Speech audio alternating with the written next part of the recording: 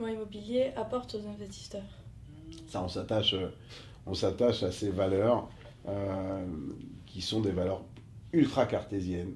Quand on parle d'un développement urbain et d'un redéveloppement de centre-ville, on parle de valeurs immobilières extrêmement sécurisées. On ne va pas être les seuls à investir dans ce centre-ville. La ville est en train d'investir des dizaines de millions de dollars dans ses infrastructures, dans ses routes, dans ses zones d'accueil, au sein du rodéo. Donc, on est d'abord dans un développement où on ne va pas être les seuls à prendre notre part de risque. Nous, on aime bien ne pas être les premiers, on aime bien ne pas être les derniers. Et quand on est dans un développement urbain de cette nature-là, on sait que la ville prend la majeure partie de la responsabilité du redéveloppement. Donc ça, on aime ça. Et pour des investisseurs, c'est extrêmement sécurisant, d'abord de se dire que la ville est partie prenante dans le développement. Ensuite, c'est un élément et un développement extrêmement cartésien, rationnel. Pourquoi? Parce qu'on y retrouvera des bâtiments publics, on va y retrouver des parcs publics, on va y retrouver des éléments qui sont avec des leases tangibles sur 20 ans, sur 50 ans. Et donc un investisseur aime ça. Il aime le côté rationnel, il aime le côté cartésien, il n'aime pas... on dit souvent au sein du groupe, on n'a pas de boule de cristal. Alors là, on en a encore moins. C'est vraiment extrêmement rationnel.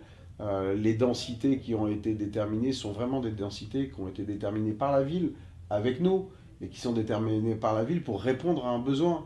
On n'est pas là pour dire on va créer 1000 logements de plus ou 100 logements de plus et 200 000 square feet de commerce en plus. Non, c'est simplement que la ville a besoin d'un cinéma. Quand la ville a besoin d'un cinéma, quand la ville a besoin de bowling, quand la ville a besoin de restaurants pour créer ce lien au cœur de la ville, vous avez déjà tous les ratios économiques beaucoup plus sains que simplement vouloir faire un développement dans un coin parce qu'on pense qu'un jour ça vaudra plus d'argent. On est dans des éléments qui sont extrêmement concrets d'un développement de centre-ville avec des enseignes. Aujourd'hui, on travaille déjà nos enseignes, on travaille déjà avec les marques qui vont venir louer ces espaces.